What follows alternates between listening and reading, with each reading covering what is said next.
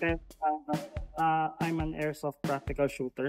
Airsoft practical shooting, nagko-compete kami. Nag-start mag-shoot nung in-introduce sa akin ng dad ko.